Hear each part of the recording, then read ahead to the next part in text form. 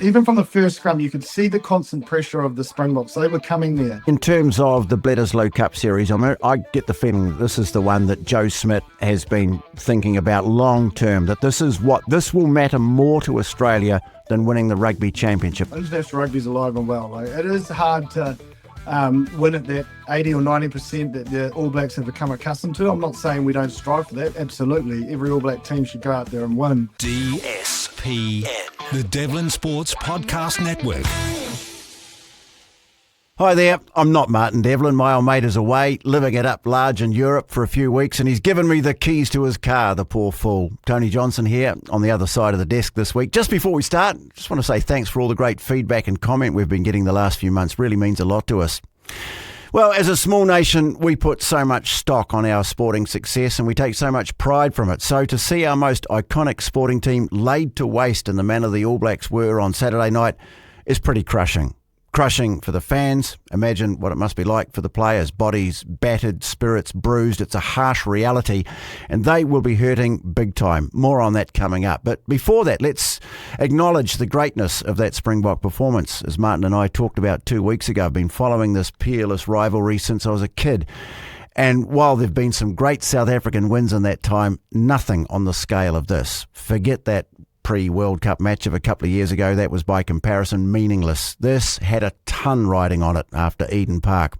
Eden Park was a nail-biter, decided like so many between these two by the narrowest of margins. There was nothing narrow, though, about the game in Wellington. The Springboks won it by the width of Cook Strait, with a degree of all-round brilliance that we've never really seen from them before, not to that degree. Yes, we saw the traditional power of big, powerful men, trademark physicality, the pinpoint kicking game that's been, well, such a crucial part of their great era of the last 5 years, but it was complemented by a markedly superior tactical acumen that gave rein to some astonishingly skillful backplay. Eden Park was a reflection of the past. Sky Stadium gave us South Africa's brave new world, and it's a bit scary to think how high the ceiling might be if they're allowed to play like that in future. And allowed to play like that they were in Wellington, as the All Blacks, after a very promising start, simply fell apart in the second half, and the record books will show how badly they fell apart, like never before. They'd started well, and it's tempting to ponder what might have happened had a chance at a second early try not ended up in a score-levelling intercept, how that might have altered the course of the game, but really that would be clutching at straws. Once the Springboks got on a roll, there was nothing stopping them. There are harsh realities that will need to be confronted and remedied. Again, the All Blacks were unable to back up, let alone build on a winning performance, as with Game 2 in Argentina. They lacked the physical edge that enabled them to disrupt the Springbok game in Auckland. Once again, they were hopelessly beaten in the air. The cracks in the set piece that we'd seen a glimpse of in Auckland became chasms. And alarmingly, after the defensive heroics of Eden Park, they fell off an appalling 46 tackles. Two comments that resonated from the aftermath of Saturday night's defeat. One from Kieran Reid, a great All Black, a man invested in the team, obviously, and with connections to the coaching staff. He put it in simple language: something is not right in there. Then from the coach, an assurance that they were going to take full responsibility for what happened. You marry those comments together and it tells you how important what happens next will be for that coaching staff, because what happens next is the Bledisloe Cup. Win at Eden Park, and there's a trophy in the cabinet. There's a shot still at this incredibly evenly contested rugby championship, and there's a chance to show that things can get back on track again. Lose at Eden Park, and the Wolves that are lining up at the front gate will be howling at the door. Well, what a difference a week makes. A week ago, All Black fans were delighting in a typical hard-fought, nail-biting win over our greatest and most respected opponent. This week, it's a licking woundathon after a crushing defeat in Wellington, a win that, whilst not the biggest ever score or winning margin between the two sides, is still the biggest ever win by a Springbok team against New Zealand and the biggest ever defeat handed out to the All Blacks in 122 years. South African fans at home scattered around the world, and yes, plenty of them here in Aotearoa are revelling in it.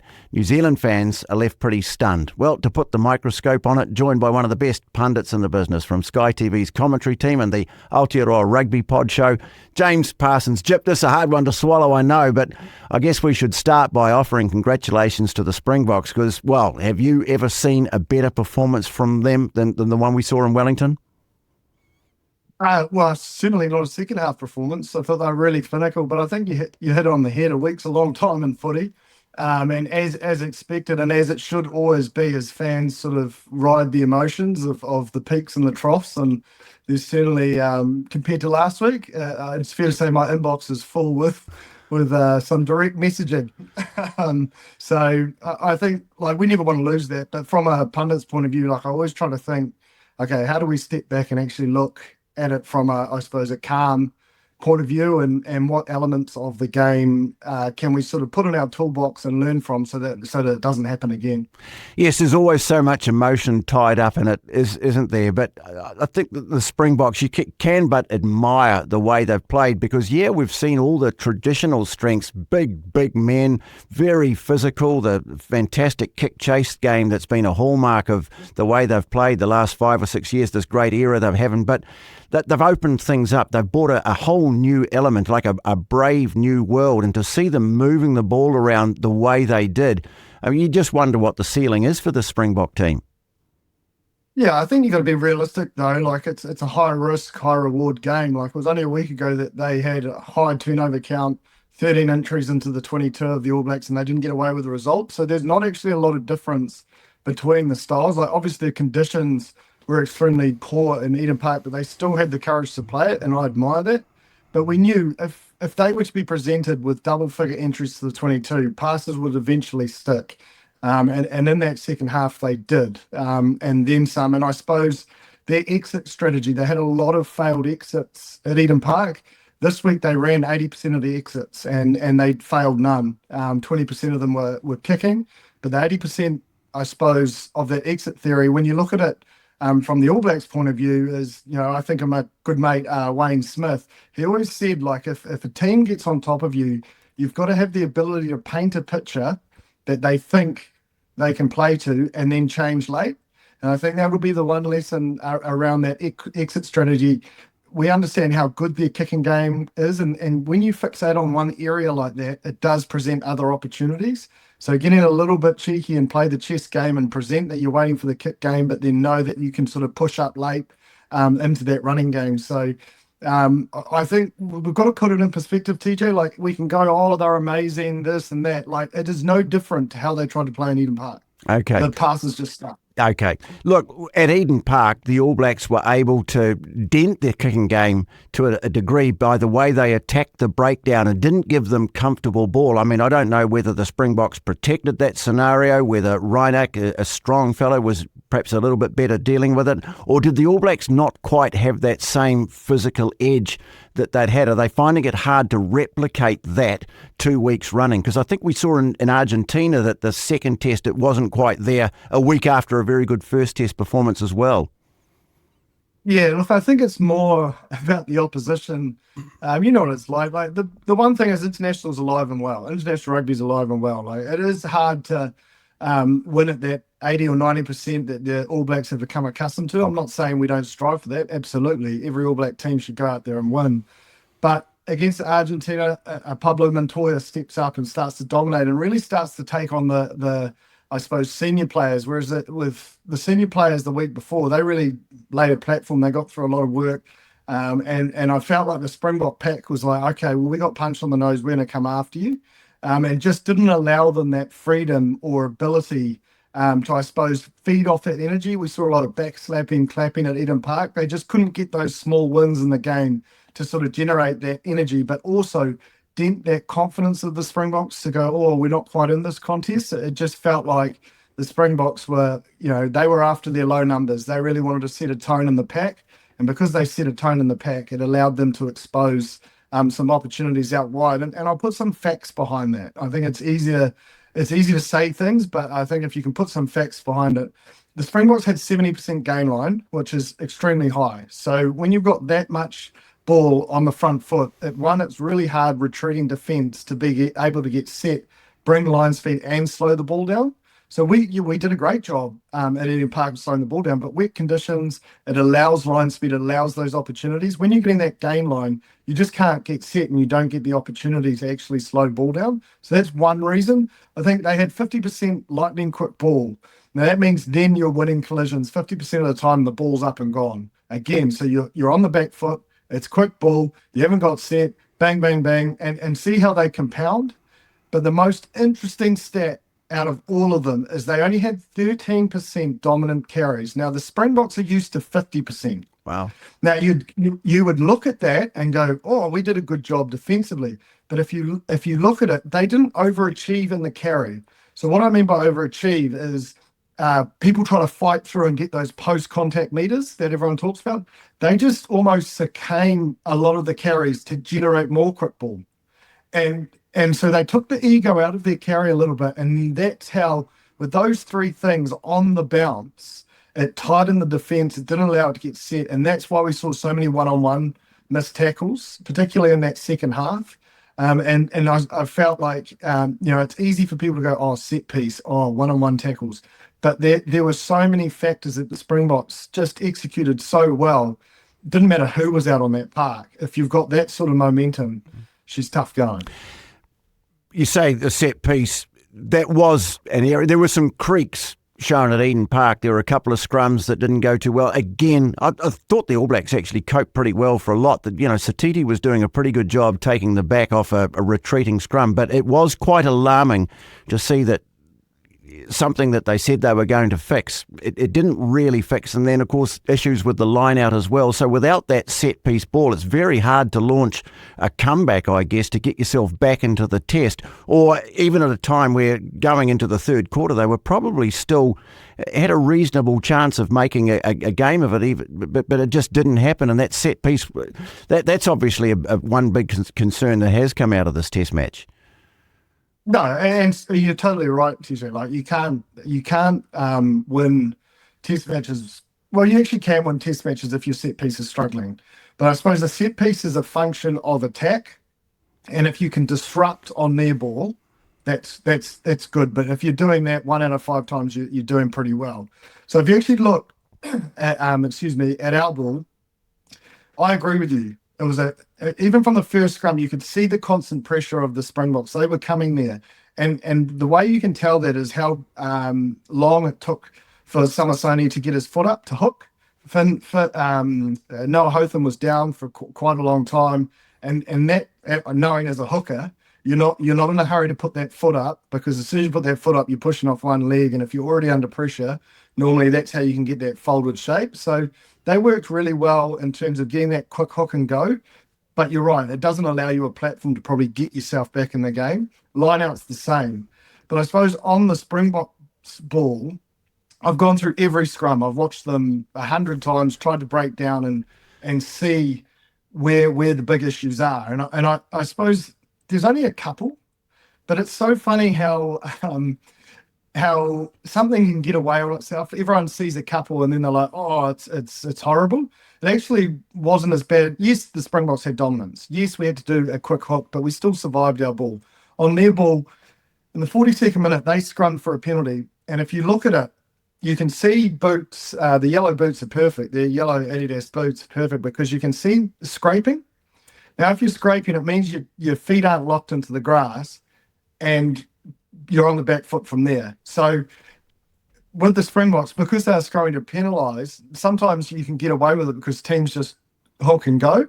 But because they're trying to penalise, they got a reward there. That was the 42nd minute. But if you look at the 53rd minute, New Zealand actually won the hit and chase.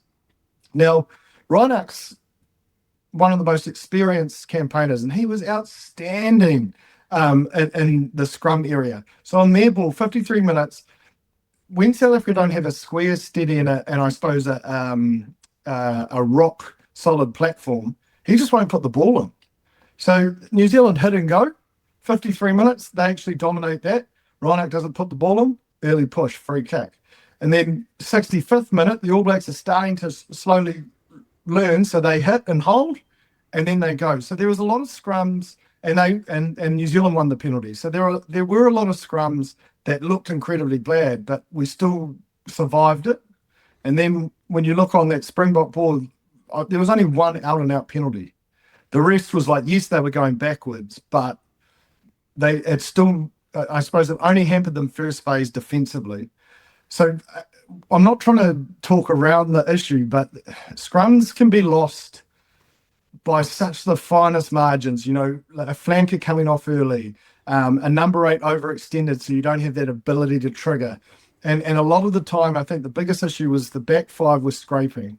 And if we can sort that scraping out, because we saw in that 65th minute when all the boots are on the ground, sprigs are in, and as my old mate Connor used to say, you should be able to scrum in sand shoes if you dig your toes in enough. Not really realistic, but you get the point he's trying to make. Yeah. And if we can sort that out, then you can at least match that constant pressure. Okay, no question, though, that there are things where we've been expecting to see improvement. They haven't improved. The high ball is another one. There are a bunch of things here that they've got, a week and a bit to sort out before the Bledisloe Cup, because that now becomes paramount, doesn't it? Because if you win the Bledisloe Cup, you've got something to show. You've got a trophy in the cabinet, and you're still very much in the hunt for the Rugby Championship.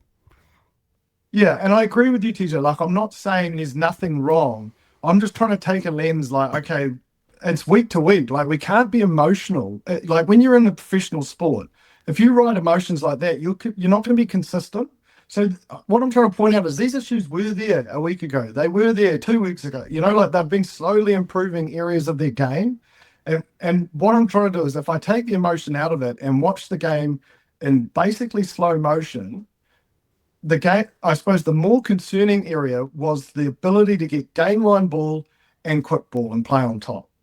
And everyone will normally say, oh yeah, that's because big dominant carries us over. It wasn't. So I think that's the big area that we haven't seen before. I hadn't seen that defensive effort. Like, they tackled at 70%, missed a lot of one-on-one tackles. And I understand it from a theory point of view when you have that quicker ball. But I think that's the big focus area. Like, Jason Ryan's world class. Like, he has taken this pack. They have been so good this year. Yes, one scrum in Eden Park, and yes, plenty of scrums in Wellington. But like, if you worried and panicked and threw the baby out with the bathwater with sort of big rock parts of the game there, it's sort of you're wasting time for needing to fix what actually is new. So what are you saying? Are you saying that stick to the core of the team that they've got there and just try and be better, try and improve, or do they have to start thinking about changes? No, I think they have to look at, okay, well, why was our scrum? So I've tried to think of it myself as well. Like, in terms of the set piece, what's the solution? And this isn't about individuals; it's more about their selection methodology. And the 3 locks worked. And this isn't about the loose forward trio, but that was the big change going into the South African tour. And even RG, the second game against RG, that was the change. And 3 locks gives you line-out ball, and it creates hesitation of the defence. So that hesitation creates opportunity. Well, opportunity creates quick ball, which allows the attack to get going. And scrum time, just bigger bodies. You just weigh more. So 3 lots, way more. So you're going back to Barrett, to Holland and Vati on the side of the scrum, are you saying? No, because I don't know the answer. What I'm trying to say is, because I really liked Parker, I think Parker is a genuine out-and-out line. Like, I'm torn between the two, and it's what problem can you solve? Like, it's just every selection decision. Does Samasoni Takiaho come off the bench because he was so good at Eden Park and a Brodie McAllister start? There's so many little different variations. So rather than making it about, I'm just saying that I think a decision needs to be made in terms of a risk analysis. What is less risky? In terms of, are we going to get caught short, maybe in terms of speed to the breakdown, collisions and so forth with 3 locks, but our set piece is going to be rock solid? Do you know what I mean? Like, do you see where my brain's balancing act here? Yeah. Like, what's the solution that's going to give us the best opportunity to be the best possible in each area? Yeah. Look, Bledisloe Cup. I sound like a bloody theorist. But no. I just think, like, one of the things I pride myself as a analyzer of this game is to try and put the fans in the place of the coaches and the players and how they need to look. And like, if you just shoot from the hip, left, right, and centre, you're just never going to get that momentum.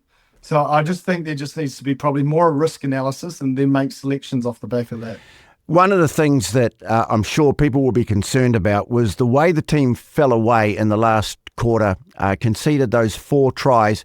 The Wallabies, on the other hand, they've been spotting teams a lead and then storming back. And it doesn't seem to matter to them how far they're back. They'll make a real game of it, even if they're 15, 20 points behind. Is that an area, again, that needs to be fixed up before they take on the Wallabies? Or do you think it's just a completely different beast between playing South Africa and playing Australia, who I guess we're far more used to because of what's going on at Super Rugby these days? Yeah, look, I think Australia have grown in confidence and they've got a really, really smart coach in terms of the way they play. The reason they lost, like everyone does, against Argentina, if you give away 14 penalties and they kick their goals, it's very hard to pull them back.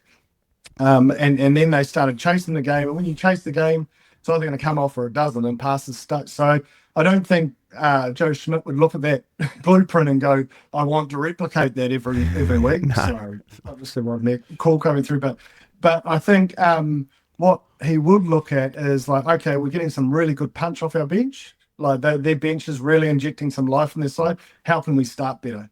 Because I've never seen this stat before with the Argentinians getting 24 dominant tackles. So you talk about winning collisions, like 24 dominant tackles, and they made around about 190. It doesn't sound like a high percentage, but really good dominant tackle percentage set is 5%. Like they're hitting to over 20% there. Like you just can't get your game going. So I think if we can slow the ball down ourselves as the All Blacks and get that line speed pressure and we don't go away and we get the same punch that we've probably seen from our bench prior to Wellington, I still think we've got the blueprint there to take the Wallabies on. Going to be interesting to see what happens now between the Pumas and the Springboks. The one thing that the Springboks have got to their advantage is that they play one game instead of home and away like the Bledisloe Cup. They've got one game in South Africa, then they're playing a game in London, which is a pretty easy hop for them considering what most of them or a lot of them do in the URC. So how can you see the Pumas having a crack? Because I suppose there are some similar attributes to the way they play, and you could put up an argument at the moment that the Pumas have actually got the best attack in the Rugby Championship, the way that backline's been going. Yeah, and I think, we saw some really great strike plays from them off set piece, which was massive, which we probably haven't seen before. They're normally a turnover side and they inject life and turnover. They're really good in the contestable kicking game, which South Africa, so they're going to be relatively evenly matched. I suppose it's what selection methodology Russie goes with will probably decide. Like, you don't have many opportunities to like chop and change players and change style. Their style is their style, and they will take their opportunities where it's presented. But I think, do they go for like South Africa are building a war chest of styles to play international rugby, and I suppose, do they go for the Handré Pollard, try and match the RGs with chipping away at threes and limit the risk? Because if you play the high risk game, they still had 21 turnovers in Wellington. Play the high risk game against RG, you do risk a lot. Like they will just, there's a reason why they're the best 7 side in the world at the moment. They just have an instinct to attack off turnover ball. So I would suggest that Russie will probably go back to more the kicking methodology, their traditional style, and change the team up that way so that he just suffocates Argentina rather than presenting them opportunities. And finally, in terms of the Bledisloe Cup series, I get the feeling that this is the one that Joe Schmidt has been thinking about long term, that this will matter more to Australia than winning the Rugby Championship. They want that Bledisloe Cup back, and they will come to Eden Park, I'm sure, with a plan.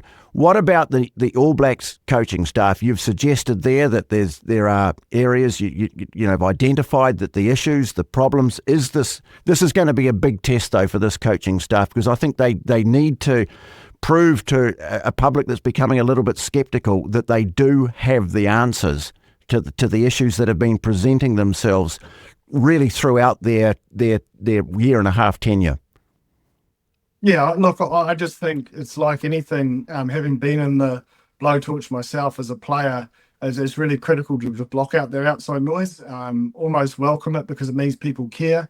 But it's really critical that you don't make massive changes, I don't think. Like, you've got to back the plan you've put in place and just keep chipping away where you can get small wins.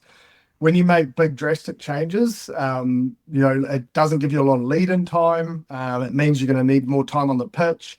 We're getting late in the season for our players now. So I think rugby's not complicated, TJ. You focus on winning the collision and dominate at set piece, and you'll be away. And I think just focus on that. Focus on those small micro efforts, and we'll be fine. DSPN.